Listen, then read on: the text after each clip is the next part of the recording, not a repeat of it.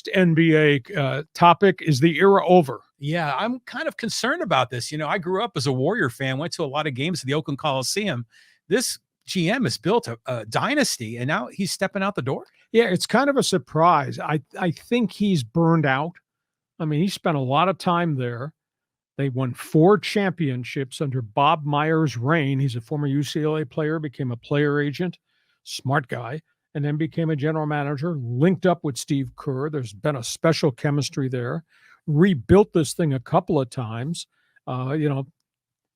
helped groom Steph Curry into a Hall of Famer, helped create the aura of Klay Thompson that became the Splash Brothers, drafted Draymond Green, and despite the theatrics, the guy's a rock-solid, tough guy. Yeah. And now he's laid the foundation because they do have another group of young guys coming. Jonathan Kuminga, Jordan Poole, the young center who's become a role player, rebounder for them.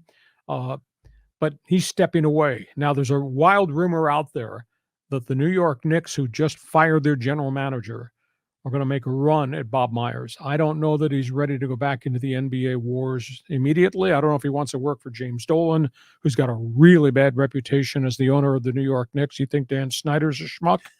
This guy's a bad dude, too. So I'm kind of surprised. It'll be interesting to see what Joe LaCobb, the owner of the Warriors, does to replace this guy. Does he promote from within? He's got an assistant GM, and he's got a son who's the VP of basketball ops. Do they become the general manager? Does he go outside and hire a well-established, proven NBA GM to come in to work with Steve Kerr? It'll be fascinating to see what transpires. Yeah, I mean, the Warriors have had a great run these last 10 years, and this guy is the architect of the whole system. So it's interesting about the Knicks, because the Knicks, you would expect the New York Knicks to be one of the best teams in basketball, but they've been struggling for decades. They had a little run there in the 90s with Patrick Ewing, but they haven't been really great since really the 60s and 70s, right? Yeah, and James Dolan is the owner, and outside of Daniel Snyder being disliked, James Dolan may be disliked as much in New York. I mean, is he getting involved in a lot of workplace harassment? There's a lot of junk on and off the court with him. It just never, ever ends. And they got a good product.